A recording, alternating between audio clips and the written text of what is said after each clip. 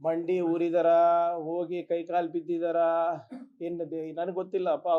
ಅವ್ರ ಸ್ನೇಹದಲ್ಲಿ ಎಷ್ಟು ಆಳ ಇದೆ ನನಗೆ ಗೊತ್ತಿಲ್ಲ.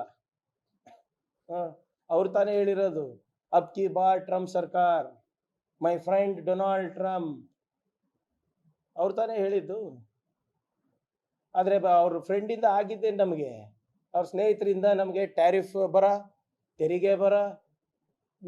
ಇವಾಗ ಫಾರ್ಮಾ ಕಂಪನಿಗಳೆಲ್ಲ ಅದ್ರ ಮೇಲೂ ಕೂಡ ಟ್ಯಾಕ್ಸ್ ಹಾಕ್ತಾ ಇದ್ರೆ, ಈಗೆಲ್ಲ ಏನು ಔಷಧಿಗಳು ದುಬಾರಿ ಆಗುತ್ತೆ.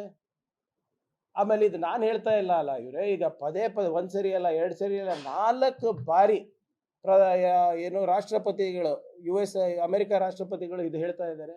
ಆಮೇಲೆ ಪ್ರತಿ ಸರಿ ಅವರ ಭಾಷೆ ನೋಡಿ ಹಗುರ ಆಗ್ತಾನೆ ಹೋಗ್ತಾ ಇದೆ. ಬಹಳ ಲೈಟಾಗಿ ಮಾತಾಡ್ತಾ ಇದ್ದಾರೆ ನಮ್ಮ ದೇಶದ ಬಗ್ಗೆ, ಮೋದಿಯವ್ರ ಬಗ್ಗೆ. ಸೋಷಿಯಲ್ ಮೀಡಿಯಾ ಅಕೌಂಟ್ ಥ್ರೂ ಹೇಳ್ತಾರೇನ್ರಿ ನನ್ನಿಂದ ಮಧ್ಯಸ್ಥಿಕೆ ಆಗಿದೆ ಅಂತ.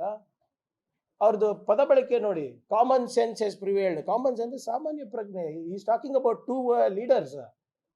2 ದೇಶದ ಪ್ರಧಾನಮಂತ್ರಿಗಳ ಬಗ್ಗೆ ಎಷ್ಟು ಚೆನ್ನಾಗಿ ಮಾತಾಡ್ತಾ ಇದ್ದಾರೆ ನೋಡಿ ಅವ್ರ ಫ್ರೆಂಡ್.